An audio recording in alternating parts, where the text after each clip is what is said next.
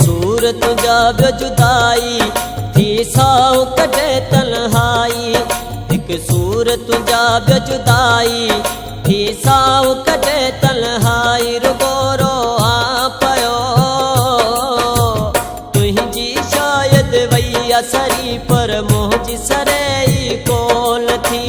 रोअण ते जॾहिं दिलि वहंदी आ माठ करे कोन थी। हिक सूर तुझा ॿियो जुदाई थी साहु कटे तन्हाई। रुगो रोआ पयो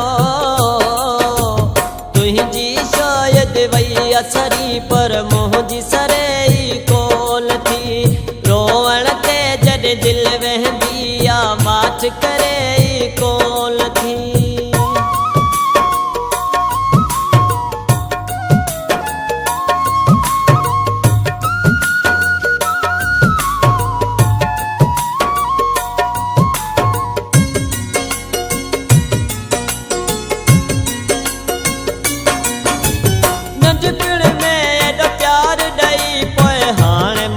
छो विसार छॾी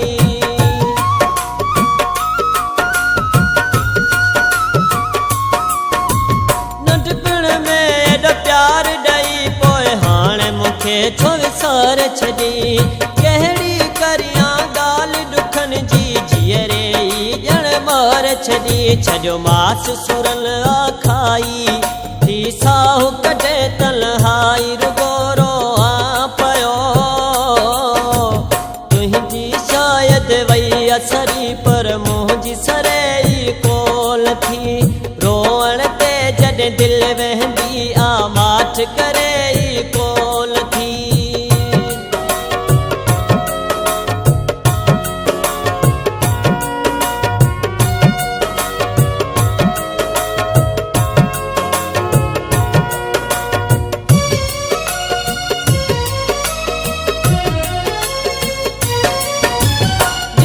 सजो तो रोंदे गुज़रे रात बि निंड फिटल आहे।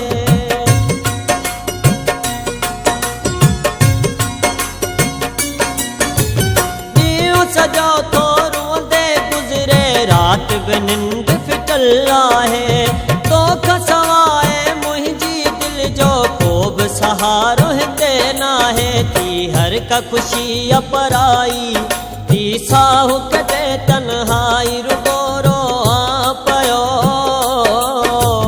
तुंहिंजी शायदि वई असरी पर मुंहिंजी सरेई कोन थी। रोअण ते जॾहिं दिलि वहंदी आ माठ करे कोन थी।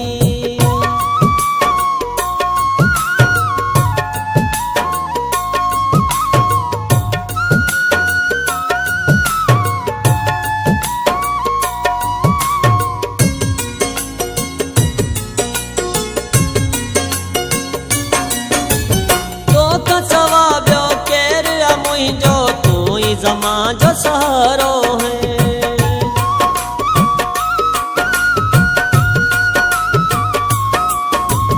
तोखां सवा ॿियो केरु मुंहिंजो तूं ई ज़मां जो सहारो है। दुख आयो ई ख़ासि कली पोइ कीअं तूं मुंहिंजो मारो थिए। इहा सम्झ में ॻाल्हि न आई थी साहु कटे तन्हाई। रुगो रोआ पयो तुंहिंजी शायदि वई असरी पर मुंहिंजी सरेई कोन थी। रोअण ते जॾहिं दिलि वहंदी आ माठ करे कोन थी। हिक सूर तुझा ॿियो जुदाई थी साहु कटे तन्हाई। हिक सूर तुझा ॿियो जुदाई थी साहु कटे तन्हाई। रुगो रोआ पयो